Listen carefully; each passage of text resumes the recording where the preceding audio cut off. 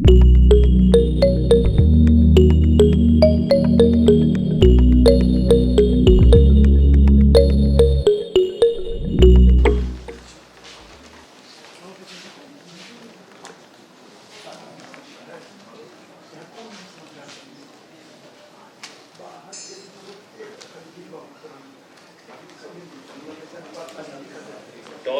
हमारा राष्ट्रीय जलजीव है और हमने बिहार में इसके संरक्षण के लिए काफ़ी प्रयास किया है। हमारे राज्य में गंगा नदी में, गंडक में, कोसी में और कई नदियों में डॉल्फिन बड़े पैमाने में पाया जाता है। पूरे देश में सबसे ज़्यादा डॉल्फिन बिहार में है और हम लोग इसके संरक्षण के लिए काफ़ी प्रयास कर रहे हैं और जागरूकता अभियान चलाया जा रहा है। आम आवाम से भी हम अपील करते हैं कि डॉल्फिन को संरक्षित करें। जो हमारे मछुआरे भाई हैं, हम उन्हें भी कहना चाहते हैं कि डॉल्फिन हमारा बहुत ही प्यारा जलजीव है, इसके संरक्षण की आवश्यकता है, आप इसे संरक्षण दें। नदियों पर जीवन है, नदियों में जीवन है।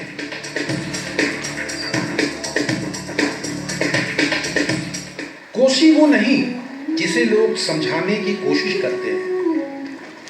कोसी जिंदगी है, कोसी जीवन शैली है, कोसी जन जन की पुकार है।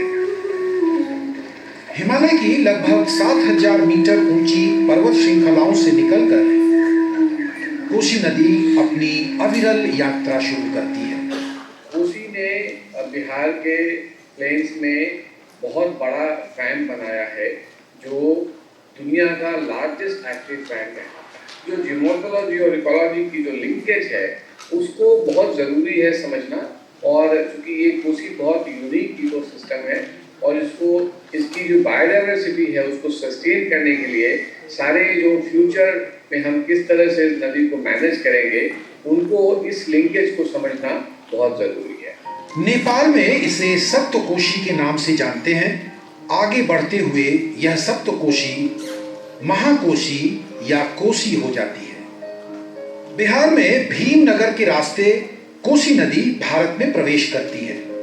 हिमालय से निकलकर गंगा में मिलने तक के सफर में कोसी नदी जलीय जीवों जैसे गंगा डॉल्फिन, जीव जंतुओं, वनस्पतियों, पंछियों और मानव जाति को अपनी जीवंत धारा से जीवन प्रदान करती है। कोसी बराज के बाद पानी का फैलाव बढ़ जाता है। सुपौल तक कोसी का स्वरूप बड़ा दिखाई देता है। सुपौल क्षेत्र में कोसी किनारे रहने वाले ज्यादातर लोग वैष्णव हैं।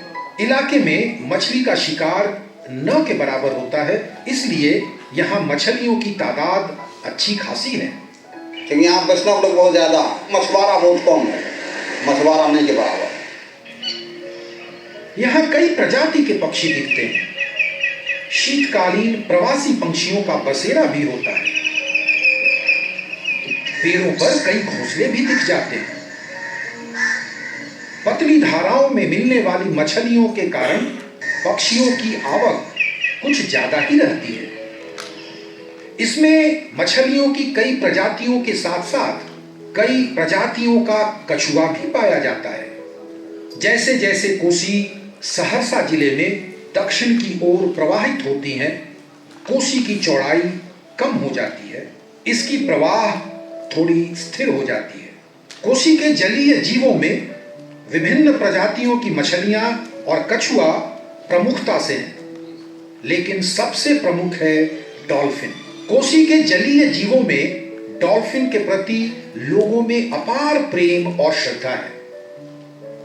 सुपौल जिला में इसे स्थानीय लोग भगीरथ भी बुलाते हैं, लेकिन वो नहीं जानते कि सोस को वे भगीरथ क्यों बुलाते हैं।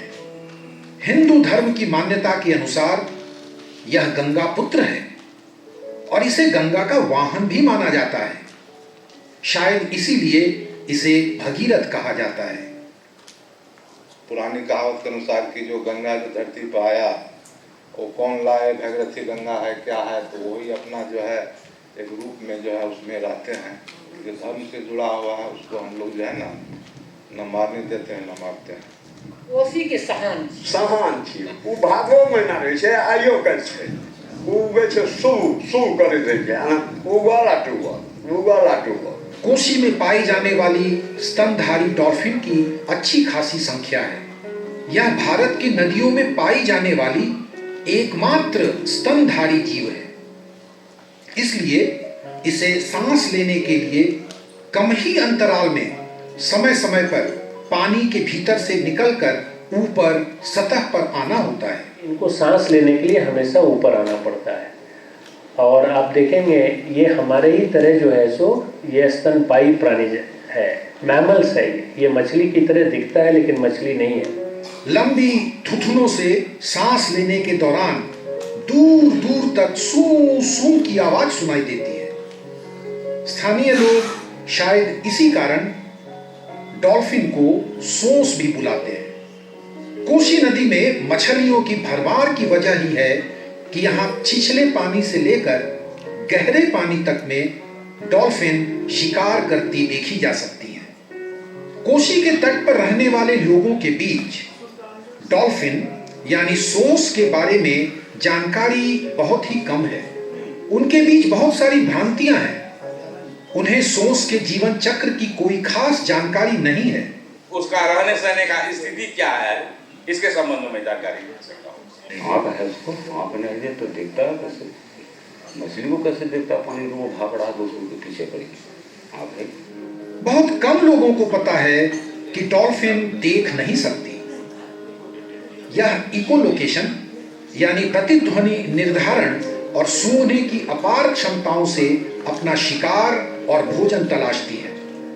तो लाइट एंड डार्क में डिफरेंशिएट करती है ये, इसलिए श्रुति श्रवण जो करते हैं ये प्रतिध्वनि सुन करके इकोलोकेशन से इसका काम चलता है। यह एक मांसाहारी जलीय जीव है जो केवल छोटी मछलियों को खाती है। मादा डॉल्फिन की औसत लंबाई नर डॉल्फिन से अधिक होती है। इसकी औसत आयु 28 वर्ष रिकॉर्ड किया गया है। यह प्राचीन जीव लगभग 10 करोड़ साल से भारत में मौजूद है। सन ऑफ रिवर कहे जाने वाले डॉल्फिन के संरक्षण के लिए सम्राट अशोक के स्तंभ लेख संख्या 5 ने 246 ईस्वी पूर्व में गंगा और इसकी सहायक नदियों में पाई जाने वाली डॉल्फिन का जिक्र मिलता है। सम्राट अशोक ने राज्यादेश जारी कर डॉल्फिन, जिसे पाली में पापुता कहते हैं, के शिकार पर रोक लगा दिया था।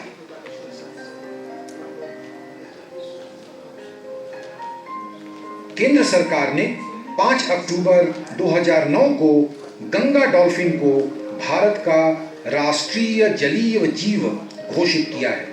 वर्ष 1996 में international union of conservation of nature भी डॉल्फिन को विलुप्त प्राय जीव घोषित कर चुका है।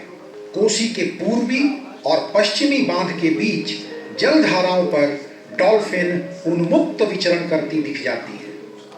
नदी में मछलियों की बहुतायत यहाँ के मछुआरों की रोजी रोटी का बड़ा जरिया है।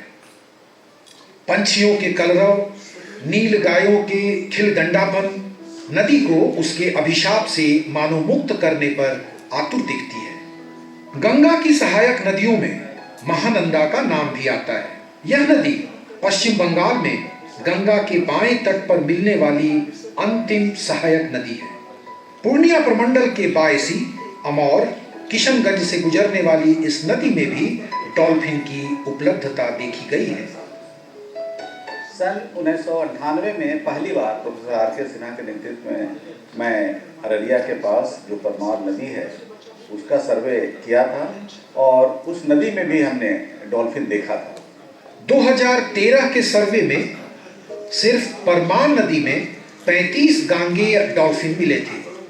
अररिया जिले के झमटा गांव के पनार नदी में डॉल्फिन काफी संख्या में दिखती है।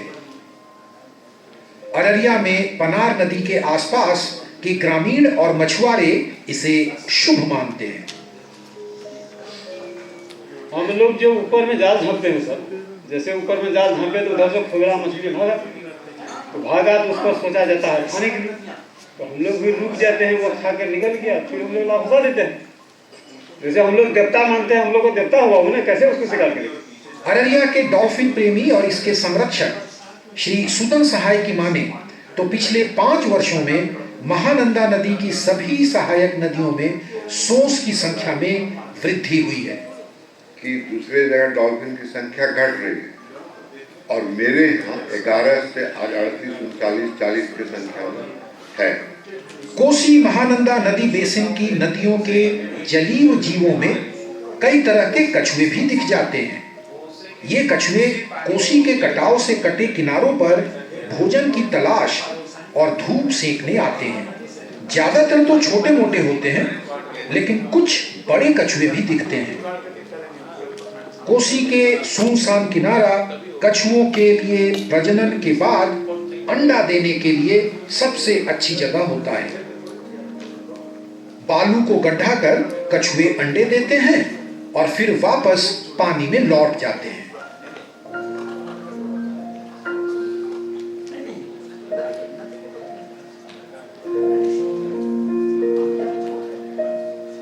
यहाँ के मछुआरे रात में इन कछुओं का शिकार करते हैं। कछुए और डॉल्फिन का शिकार चोरी छिपे तरीके से होता है। ऐसा कुछ लोगों ने बताया कि दोनों जलीय जीवों की तस्कर जगत में भारी मांग ने इनके अस्तित्व को खतरे में डाल दिया है, लेकिन ज्यादातर की मौत मछुआरों की जाल में फंसकर हो जाता है। कछुआ बाहर विदेश में ले आता है। बेगरत को पकड़ाता है कोई जो मुखिया लोग है ना, और जाल में फंस जाते हैं तो उसको तेल निकालते हैं। का दवा भी बनता, मछली से मार देता, तेल के बाद में काम करता है। मछली मारने के लिए मछुआरे कई तरह के जाल बिछाते हैं। इसके लिए करंट जाल जो सबसे ज्यादा खतरनाक होता है, इसमें मछलियों के साथ सोस भी फंस जाती हैं और निकल नहीं पाते। सांस लेने के लिए डॉल्फिन और उनके बच्चे जब पानी की सतह पर नहीं आ सकते तो उनके दम घुटने से उनकी मौत हो जाती है। इसके अलावा मच्छरदानी जाल का उपयोग भी होता है। नतीजा ये होता है कि इन जालों में बड़ी मछलियां तो फंसती ही हैं, कई छोटी मछलियां और उनके अंडे भी इस जाल में फंस जाते हैं, जिसके कारण नदियों में मछलियां जो कि सोस का भोजन है उसकी संख्या लगातार कम होती चली जा रही है। इसका सीधा असर सोस पे पड़ता है। भोजन की कमी से सोस की आबादी भी कम होती जाएगी। कुछ मछुआरे हल्के विष का प्रयोग करते हैं। पानी में विष डालने से मछलियां बेसुध होकर जाल में फंस जाती हैं। शिकार का ये सबसे खतरनाक तरीका होता है। ये विष मछलियों के साथ ही डॉल्फिन के छोटे बच्चों को भी नुकसान पहुंचाते हैं। अगर यही हाल रहा तो मछलियों के शिकार पर आश्रित रहने वाली डॉल्फिन ही नहीं बल्कि मछलियों पर आश्रित सभी जीवों के अस्तित्व पर संकट छा जाएगा। माघ महीना में एलडी डाल दिया था, उसमें बहुत करीब 10 तो सोस मारा गया है। यह भी देखने में आया है कि जहां पुल पुलिया बनाए जाते हैं वहां भी सोस की आबादी घट जाती है। ये अवधारणा है कि डॉल्फिन के तेल में औषधीय गुण होते हैं, लेकिन वैज्ञानिक इस बात को नकारते हैं। फिर भी इन भ्रांतियों ने डॉल्फिन को बहुत नुकसान पहुंचाया है। दवा का इसका कोई मेडिसिनल वैल्यू है नहीं। आयुर्वेदिक वाले हों चाहे होम्योपैथी हो या एलोपैथी हो, सबों से पूछा था मैंने, किसी ने नहीं कहा कि हाँ कोई मेडिसिनल वैल्यू। अगर ऐसा होता तो हम किसी न किसी इंग्रेडिएंट के रूप में उसको यूज करते। डॉल्फिन को बचाना है तो सबसे पहले इन सारे गुण दोष से इन्हें बचाना होगा, क्योंकि डॉल्फिन गंगा और उसकी सहायक नदियों के स्वास्थ्य की निशानी है। हम मछुआरों के बीच जा जाकर जागरूकता अभियान चला रहे हैं ताकि उन्हें ये जानकारी हो। बहुत बार अनजाने में भी वो डॉल्फिन का शिकार हो जाता है। कई बार डॉल्फिन उनके जाल में फंस जाती है, वो नहीं मारना चाहते हैं, फिर भी उस स्थिति में अनुरोध होगा कि वे अपने जाल को काट कर इसको निकाल दें और उसके जाल के लिए मुआवजा भी सरकार की ओर से दिया जाता है। मेरा सभी से अनुरोध होगा, खासतौर पे मछुआरे भाइयों से हमारा अनुरोध होगा कि वे बहुत जो महीन जाल का प्रयोग करते हैं वो न करें, क्योंकि उससे जो छोटी मछलियाँ होती हैं जो कि डॉल्फिन का भोजन होती हैं वो उससे नहीं मिल पाती है। साथ ही जो अन्य तरह के जो अवैध हैं, जैसे करंट वाले जाल या हल्के जहर का प्रयोग करना, ये सभी न केवल अन्य मछलियों को नुकसान पहुंचाते हैं बल्कि ये डॉल्फिन को भी नुकसान पहुंचाते हैं। पर्यावरण एवं जलवायु परिवर्तन विभाग इस दिशा में कार्य कर रहा है। नदी किनारे रहने वाले ग्रामीणों एवं मछुआरों के बीच सोस से जुड़े भ्रांतियों को दूर कर मुहिम खड़ा किया जा रहा है।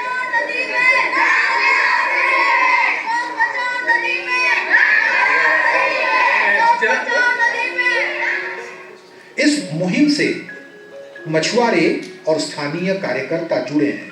सुधन सहाय जैसे कई कार्यकर्ता इसमें बढ़ चढ़कर हिस्सा ले रहे हैं। डॉल्फिन कोसी की धाराओं पर मचलती है, थिरकती है और बेफिक्र खुशी के गीत गाती है। जब मानने वाले सोस को भगीरथ का वंशज मानते हों और पूजने वाले प्रणाम कर अपनी दिनचर्या शुरू करते हों, तो उस डॉल्फिन को डर कैसा।